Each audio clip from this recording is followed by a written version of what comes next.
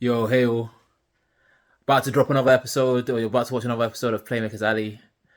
With this one being about my story, I realized I didn't introduce myself and say what my actual name was. So, for those that may not know me, my name is Nelson Charles Rufo, often referred to as Nelly, but always personally introduced as Nelson.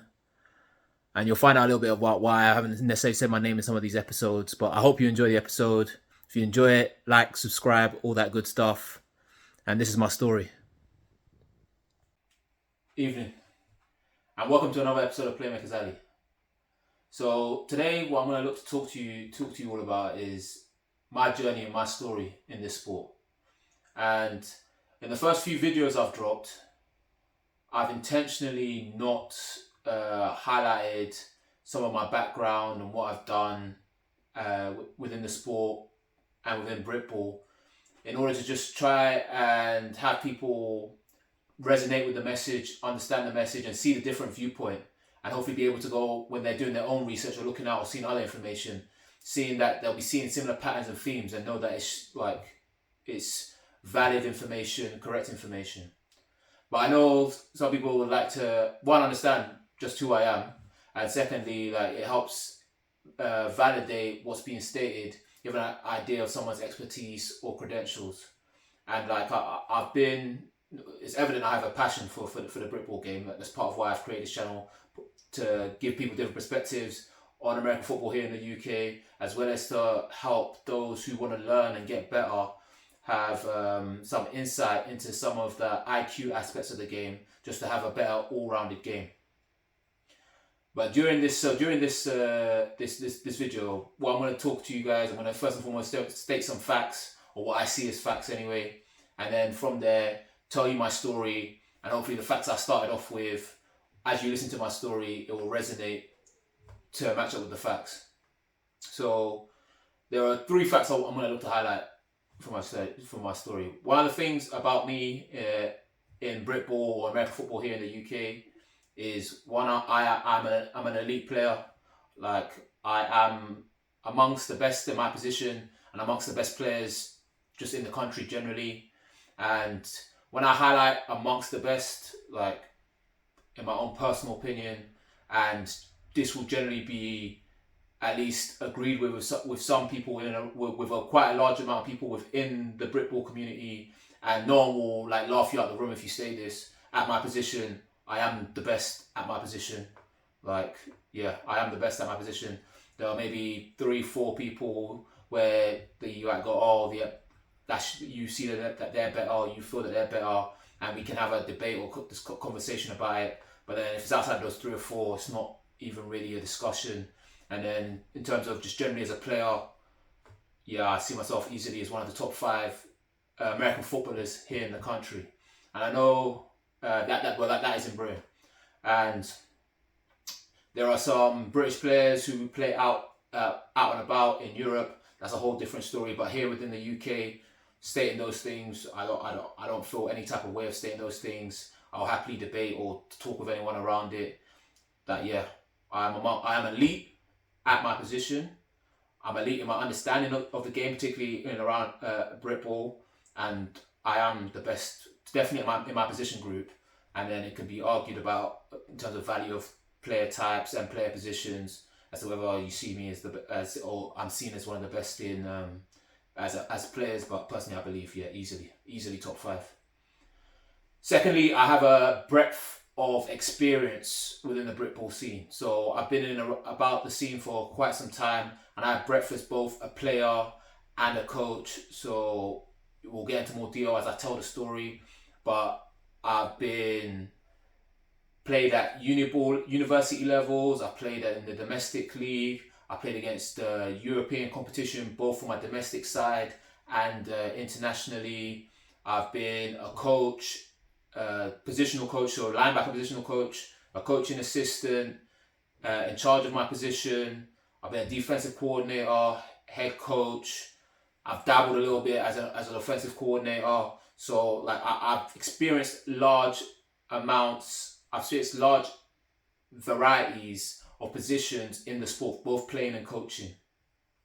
And thirdly, the third and final fact is that for me, when it comes to playing sport, I would say it's my mentality. And it might be, oh, like, what do you mean by fact in terms of mentality? Like, I'm not saying you have to approach this, but one of the things is that when I when I start playing the sport and I got into the sport, I've always approached that I can never be and I never am bigger than the program.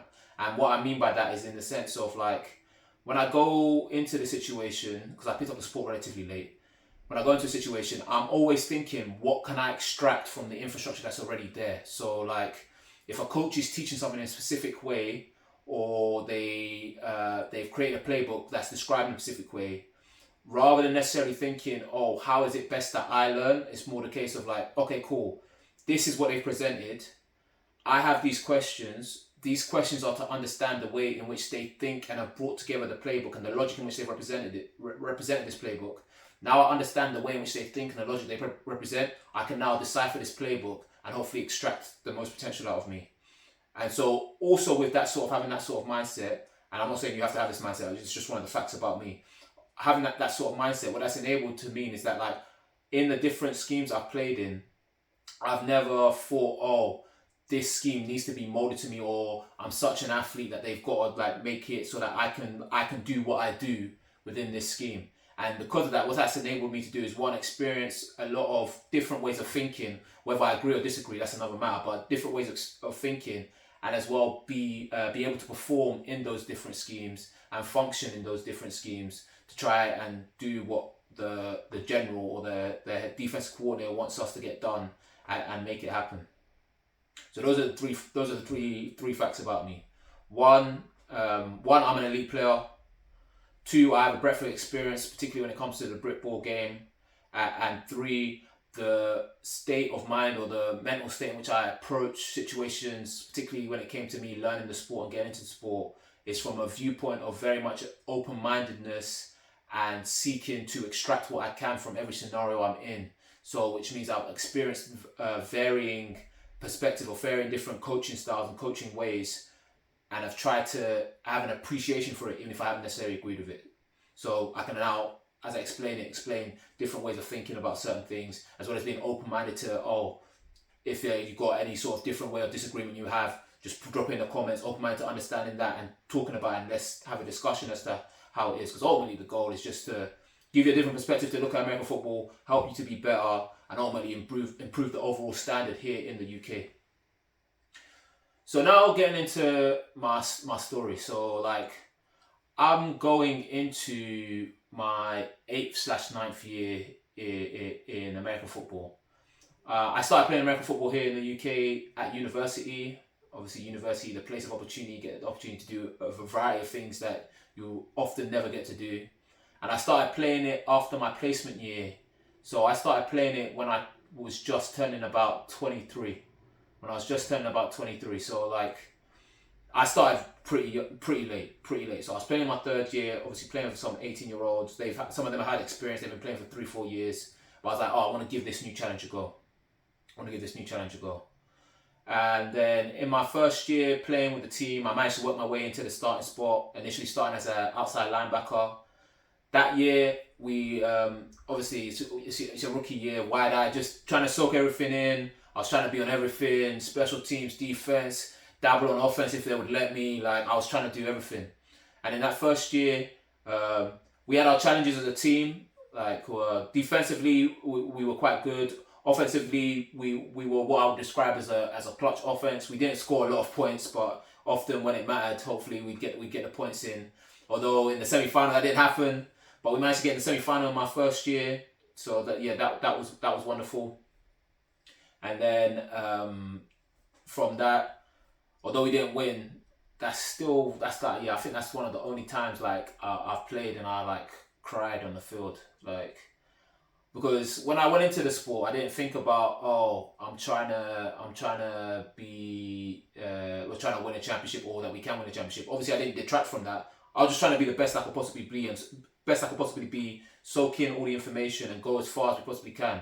And my experience having played rugby before I got into this sport is that like I was on a bad team, like, or if not on a bad team, we didn't get good results. Like, I was used to losing and losing with a regularity. So like, American football was a sport where I was okay with that if we got into it and we were losing regularity, as long as I felt as though I was improving and learning and getting better and actually improving. That was fine. So getting to the semi-final and being so close to getting to the final, losing by one score, yeah, that got to me. So yeah, that's the one and only time so far I've cried.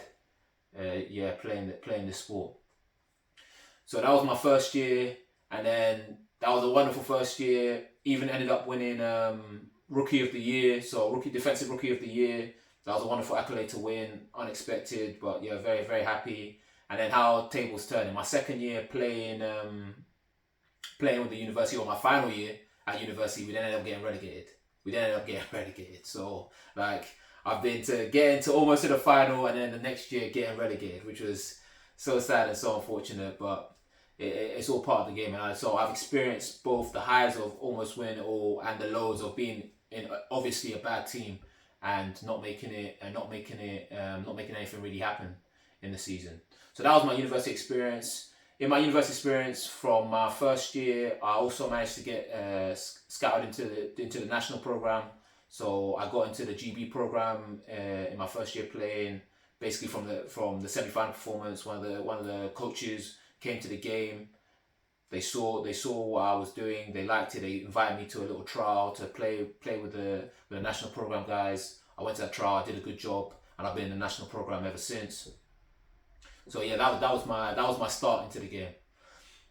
When I was starting and I played in the first year, obviously you want to soak in all the information. I'm enjoying it. We got winning the semi-final. I also then found out about the domestic league. So in the UK, there's a domestic league.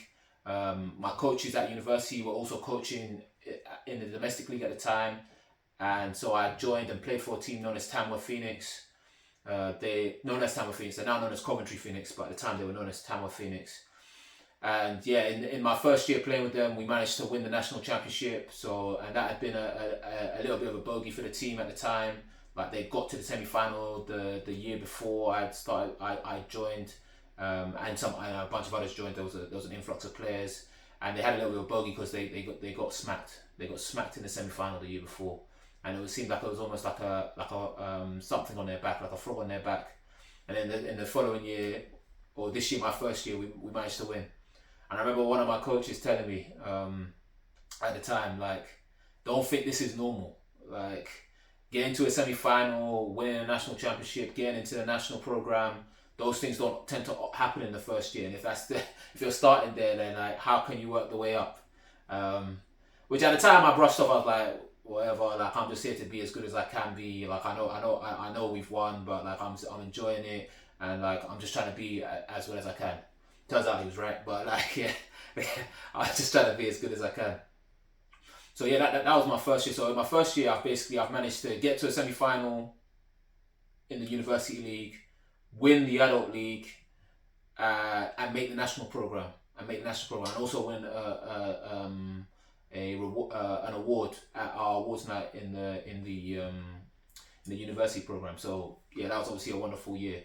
But like with all those things, knowing for what I did my best, and I think I did a reasonable good job of not letting it get to my head, because like with all those things, obviously I must be decent to some degree to manage to have succeed or be part of a program that's able to do all those things.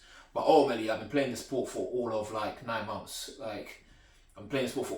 So if after nine months I'm the greatest thing to walk into the sport, like that just makes no sense. And like if you honestly believe that, then like you're a bit delusional and disillusioned, to be honest. Like particularly if you know that you came from nothing and then you're now winning, and it's a team sport.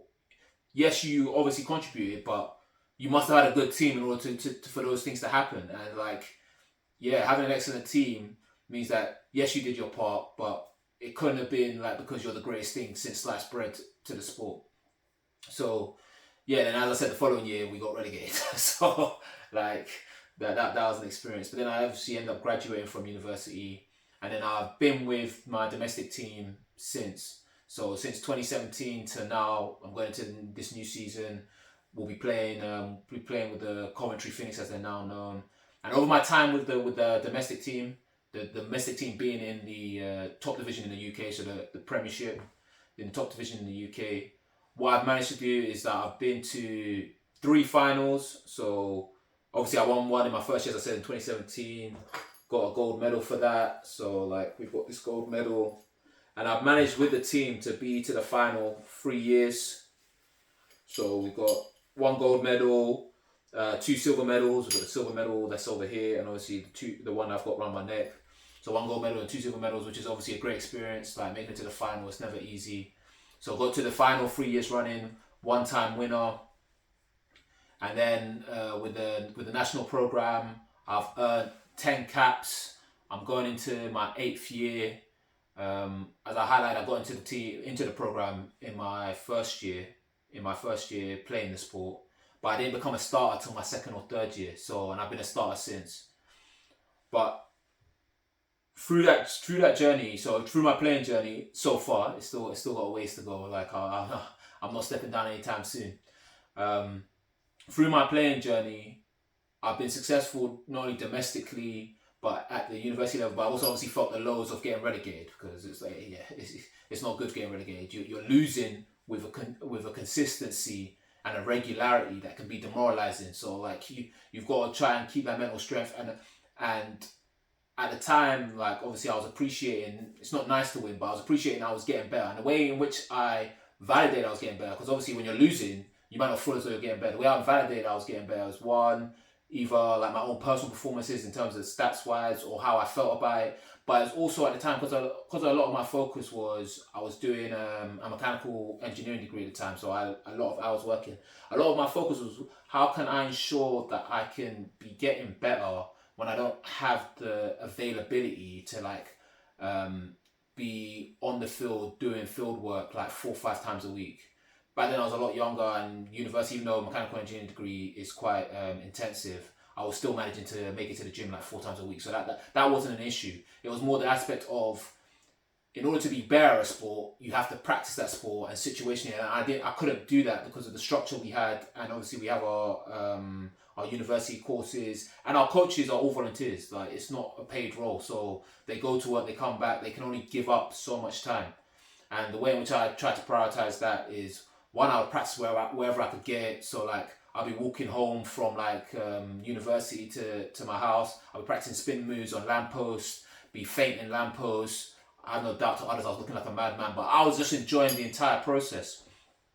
Yeah, I was just enjoying the entire process. And also I'd verify, like, the NFL don't do this anymore, but the NFL used to, at the end of the season, they'll take player positions and like they would go and they would watch some of their own tape and explain it through. And I would watch those, like, I'd watch those religiously. Like, the moment they got dropped, it didn't matter if it was about a linebacker or it was about a DB or it was about a QB. I would watch it to try and understand what are the key buzzwords and the key points they're using. Particularly for linebackers, what I found very good and what validated that I was being coached reasonably well, beyond the fact that I was just making plays. So like I was thinking, it's not just my athletic ability, was that they were using similar words and terminology, or if they weren't using similar terminology, their ultimate explanation was in line with what I was being taught even at university. So like, yeah, I just thought, yeah, I'm getting better even though we might not be winning. And then obviously with my club side,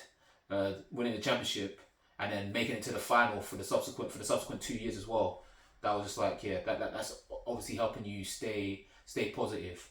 And what was interesting as well is that when I first joined my domestic team and we won in my first year, it was like the first time where like I took great pride, and I advise anyone who plays on defense, and particularly who plays in the box, to take pride in perfection. And what I mean by take pride in perfection is that we can't get perfection. Don't beat yourself up if you make a mistake or you concede points. Like, don't beat yourself up, because like otherwise you just continually beat yourself up. Perfection, for the most part, is not achievable. In fact, it's just not achievable. But when I say take pride in perfections, like I took pride in, as a box player or someone whose job is predominantly to deal with the run, I took pride in stopping the run. I took pride in it. I took pride in teams not being able to get into the end zone. I took pride in teams being on the 1 yard line, 2 yard line, and deciding they're going to throw the ball into the end zone. I took pride in that. And I was very hesitant to be critical of our offense, even though at university we might not have scored much points, if we as a defense conceded. Because if we as defense conceded, that means we've made a mistake. That means, as in the defense conceded, if it's not pick six or something like that. If we as defense conceded, it means that we must have missed a tackle. It means that we couldn't stuff something. It means that we let them into the end zone. So in those sorts of situations, yes, it happens. It's part of the game. But I was looking to go, okay, cool. So what could we have done better here? How could we improve here? Like, what could I have personally done better to have tried to avoid this play happening? And sometimes it might be, oh, you couldn't have done much. But in vast majority of cases, there's always something you could have done better. And yes, as I said, perfection is not going to happen. And they will score. They train hard too. It's part of what offenses do. But looking at it from that lens, always help to keep me humble. But it's not even about keeping me humble, really. It's like, I understood that if I was going to continue with my journey, playing at the national level, playing against other European competition, playing against some of the elites that play out in Europe, that a lot of these players would have far more experience than me. I'm already starting late, starting at 23. Like, I can't be resting on my laurels and thinking, oh yeah, because I'm doing well here, or because I'm more athletic than some of these guys, that's what's going to see me through. Because ultimately, when it counts and when it matters, there will come a moment where you have to get your job done in uneven circumstances where it's not in your favor, and simply saying, oh well, I'm not strong enough now, this guy's stronger than me, it's just no good. So that was my experience and my journey on that.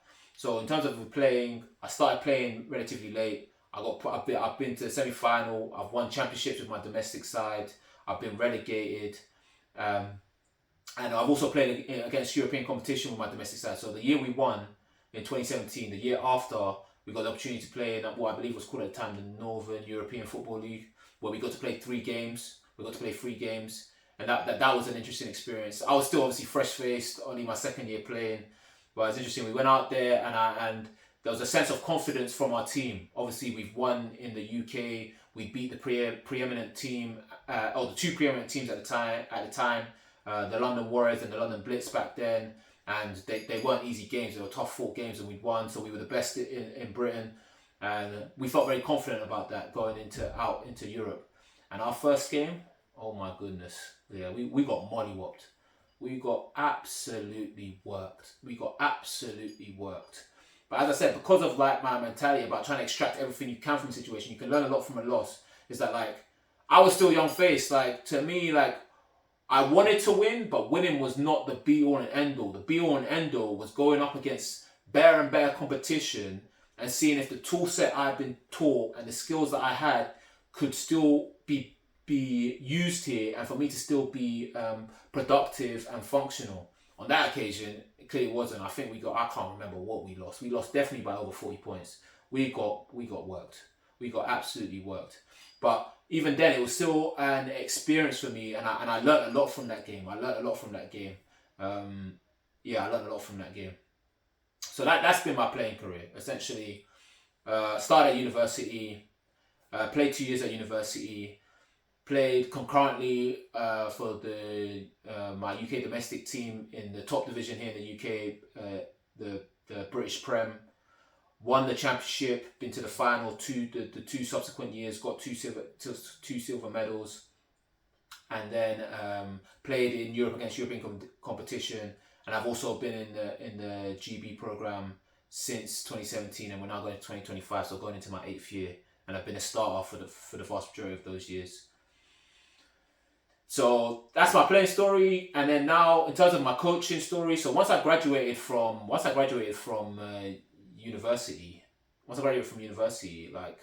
I wanted to give it back to the sport that had given me quite a bit, and I enjoyed it. It's been something different from me. The rugby I've been playing, it's been a new challenge. I love the fact that it challenged me not only physically but also mentally. So I wanted to give back. So I started coaching at Loughborough University straight the year after. So I graduated in 2018. By 2018, September, October, I was out there coaching. Started as an assistant coach, linebacker assistant coach. So helping out with the drills, just being there around the guys, learning from the coaches who were coaching me before, seeing what I would do, seeing what I would do differently. That's those sorts of thing. Then the following year, I was promoted to positional coach, so head positional coach. I became in charge of the entire linebacker position. Getting charged to tie the library position, teaching them, molding them in sorts of the ways that I was taught and the ways that I thought was best to teach them.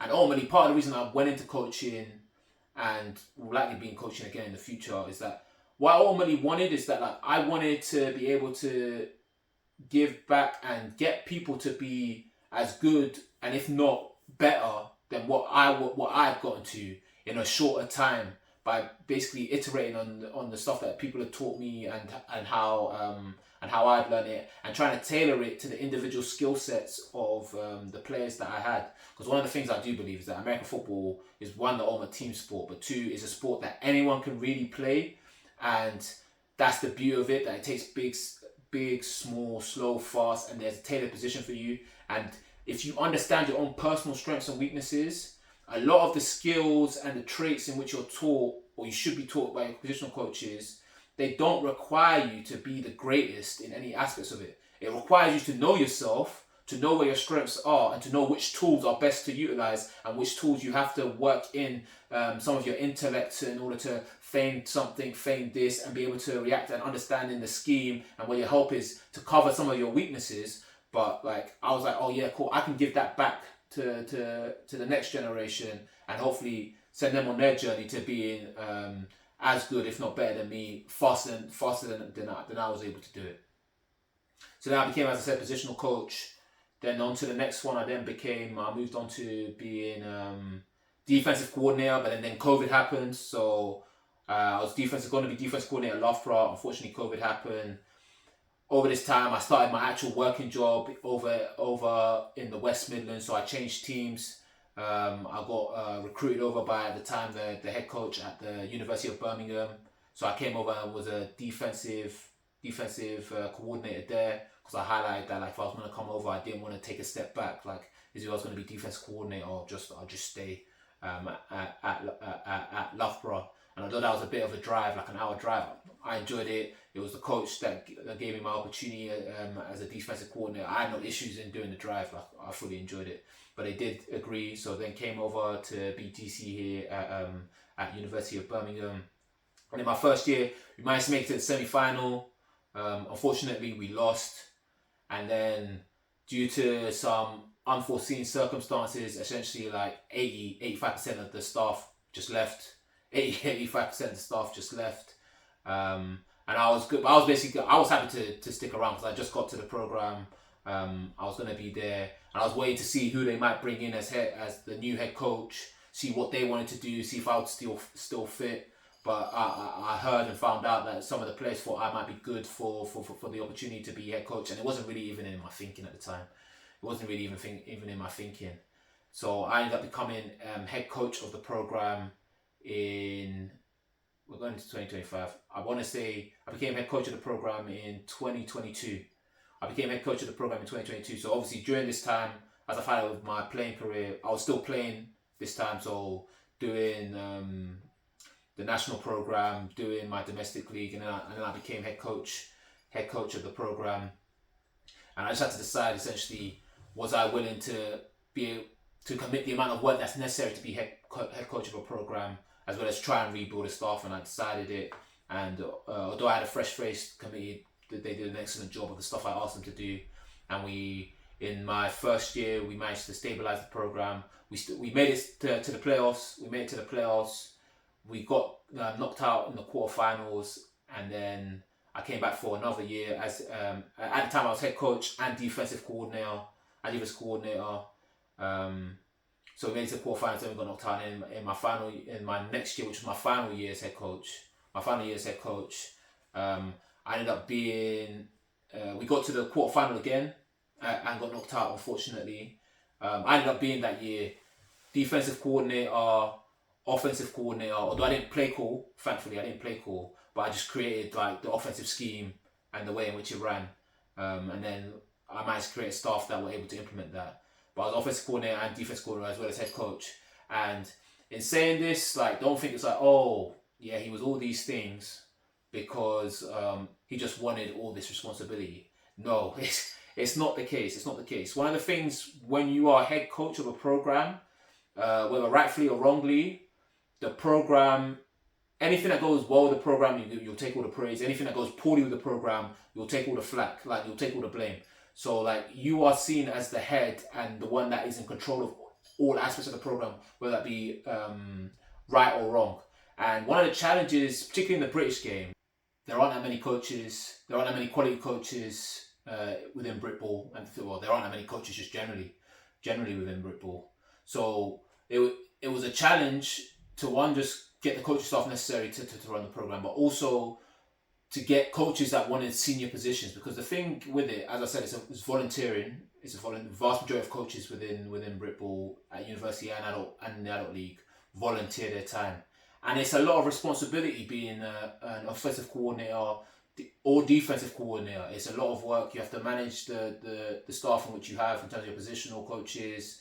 You have to create a scheme. You have to implement that scheme. You have to get scout, look at scout, break down the film, break it down into the players, present the game plan. And often these are with tight turnarounds. We'll have a game on the Saturday. We'll get the film Sunday. You have to break it down Monday. We're then training Tuesday. You then have the Wednesday maybe to do something. You then train against Thursday. And then Friday you might have final tweaks or make sure you've got the players that you need to play in the game. And then Saturday you go again. So it was not out of choice that I ended up being all these positions. If I had a choice, I certainly, I might have been defensive coordinator in my first year as well as head coach, but certainly in my second year, moving forward, I wouldn't want to be a head coach and something. Because just generating what you want to generate and progressing your vision as a head coach can be just all-consuming in and of itself.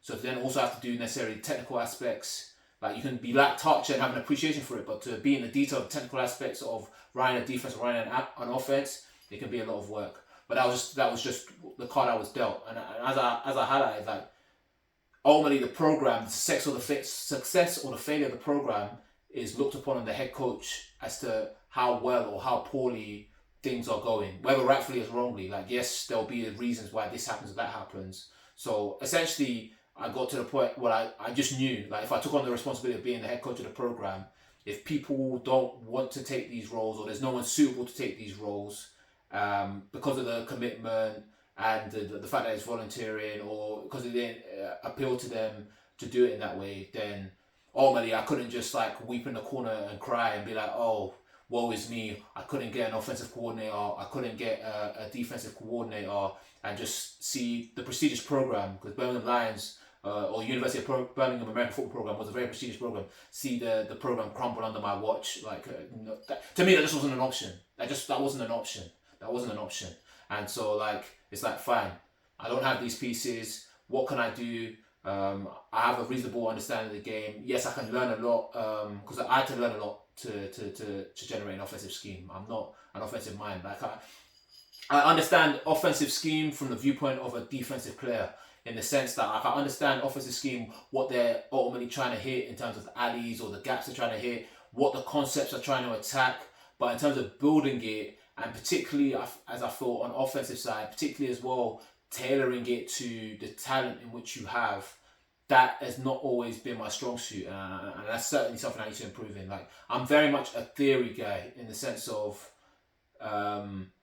we must be sound defensively in the way in which we cover certain spaces, the way in which we defend the run, and then if we are giving up something, we should know what we're giving up, and if they call that perfect play, fine, rather than it being necessarily the case. And I assume, because of the fact, particularly at university level, I'll assume my goal is to create fundamentally sound players, rather than go, okay, I'm at university, I've got 3 or 4 peak athletes, the rest of them aren't as athletic, so we're going to focus on generating our scheme and force feeding or working off these 3 or 4 athletes. And these 3 or 4 athletes may or may not be able to rise to that pressure and be great and hold down the team. And the team as a whole could be successful. But ultimately, what I'm churning out is actually low quality players that think they're amazing because they're winning, but you're not amazing. You're really just average or below average, and you're winning because the scheme has been tailored to these 3 players. And at the top levels of the game internationally, if you're a pro, in my eyes, that makes complete sense. But the way I saw it, particularly when I was coaching in university and head coach at university, is that I learned the sport at university I think a lot of players come into American football here in the UK at university.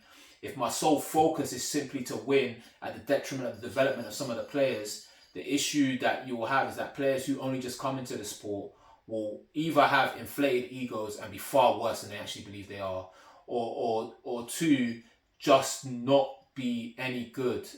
Like they just won't be any good, and they won't have any chance of being good because they'll believe that because they've won and they'll go to another team, that if they're not winning, it's because this coach has no idea, he's just not teaching us properly, we're not in a good scheme, like the scheme isn't focused on the right people, when in reality, fine, but that just makes you disposable. That means that the coaches are constantly seeking better and better talent in order to implement what they want to implement, which is fine, particularly as I said, in the top levels of the game, internationally, if you're a pro, that's fine. Like, this is what I want to run. If I get this talent, I can run it perfectly. But in a level where a lot of people, it's their first foray into the sport, I think trying to help them, trying to win, but trying to develop them into players is also important. So, yeah, that was my coaching journey. And before I get into like the final part, which I'll just touch upon, my experience as being part of GB, is like one of the things during both my playing and coaching career, like obviously I've had my ups and I've had my downs, but I've been recognised obviously with the ultimate thing, winning a goal, winning the Premiership. That's obviously been recognised as a team for winning, but I've recognised also within my team, and not only from a technical aspect or from playing the sport aspect, but also from a character aspect. These are some of the awards that I've got out here that I've managed to collect. Some of them I still need to find, but across my time playing, like as a player, I've won defensive MVP. I've won Players Player Award both at the club side. At university, I won Defensive Rookie or Rookie of the Year. Obviously, I've won my medals from making it to the final. Managed to get ourselves a little ring for when we won the championship, which was a wonderful experience. Like, I remember that at the time I was obviously a student, broke, but like you just make it happen for because you never know when it will happen again, and and it hasn't happened yet since. So like, yeah, I'm very happy that I spent whatever it was at the time to get that ring. What I've won coach of the year at the University of Birmingham when I first joined as a defensive coordinator. So that was a wonderful honour to be offered by the players. And I've won Pride of the Lion at the university. This time was when I was a head coach, and it was just recognition of recognition by the committee and the team of like my efforts in trying to keep the program on the right foot and trying to give them a good experience when I took over as the head coach, considering like some of the challenges we had with the way the previous regime ended. So like, I've won awards not just for my technical ability as a player, but also for my ability to interact and develop players and interact with them as people. So like, I'm very proud of these awards. Like, these are the ones I could find, but these are just to all highlight that like my journey in this sport is that like, you might not agree with my viewpoint, you might not agree with the way in which I'll explain things, but there is validity to them, and don't dismiss them out of hand. And hopefully this helps to give you some idea of my expertise and my credentials in American football and within the Britball scene and understanding the British game. So now to finally touch on, before we close out my journey and what it's been like, it's just my experience with the national programme. So as I highlighted, I'm going into my 8th year with the national programme. I've earned 10 caps with the national programme, and that might not sound like a lot, but only up until, it's only recently that we've had a regular flow of games every year. So like, now we get 2 games every year in some sort of structure for the European Championships. But back when I first started, it's like there would be self-contained tournaments that happen like every 3 or 4 years, European Championships. So if you didn't make that, you basically had no chance of getting caps. So 10 caps is quite a lot. It's definitely not the most, but it's a fair amount. And I've been with the program, as I said, going into my 8th year through 3 different defensive coordinators. So like, not only have I come into the program, managed to assimilate myself into the program, become a star in the program, but I've also, when there's been a regime change, been able to be open to whatever they're looking to implement, and not only be open to whatever they're going to look to implement, but also perform in what they're looking to implement to the point where I don't get dropped. Because one of the things that as you'll learn, if you're youngest, it's a benefit to you. As you're getting older, you'll very quickly understand is that American football is a young man's game. It's a young man's game. There's always young and hungry blood coming up, coming through, thinking that they're this or that, and they may be this or that, they may not be, but one thing's for certain, that they are coming for your sport and they want the opportunity to show what they've got and play at the highest levels and represent your national program here in the UK. That is the highest level. So in order for me to have been in the program for as long as I've been, as well as to deal with different coordinators that I've dealt with and different regime changes that I've dealt with, like, means that one, I have temperament to manage it, but two, I'm able to perform objectively and at least relatively to my peers, to the point where, like, even with this young talent that's coming through, always looking to get a spot, change a spot, that I've managed to be in the team, stay in the team, and be a contributor as well as a starter for the last six years or so. So that's been my journey in American football. My university journey, my coaching journey, my playing for the national program journey. There's still plenty of story left to be said on my journey in American football. I don't feel like hanging up my boots anytime soon. And I imagine I'll also still continue coaching. So with that journey, let's retouch on the facts, and then now you can leave it down to yourselves to see if you agree there's at least merit in what I said. Like, in terms of there's at least merit in what I said. So the three facts were: one, I'm an elite player. As I said, my own personal opinion is that I'm the best at my position, and there's only a few players that it's even a debate with. And I feel like I'm the best as a player within this country generally. Secondly, I have a breadth of experience, both playing and coaching, and in like a management role. And then finally is that, like, my mentality is that I'm always looking to extract what I can from a situation, that I understand that I'm never bigger than the program, And I hope through my journey, through my story, you've seen how I've touched on each of those points. And ultimately, if you choose to stick around with Playmakers Alley, then that would be wonderful. I'll catch you in the next video, where we'll be talking some sort of aspect of the game, particularly focused here around the British sport. But just to help you understand what my journey is, my credibility, my expertise, and my understanding of the sport and how I've played. And if you do need to see some of the stuff I've done, there's plenty of tape out there on YouTube of the games I've played in the European League, internationally. So you can always make a judgment for yourself. But let me know. Stick around. We've got plenty of stuff coming up. Good stuff coming up in this new year. I hope your new year 2025 has been good so far and treats you wonderful for the rest of it. And I'll catch you later on the next episode of Playmakers Alley. See you around.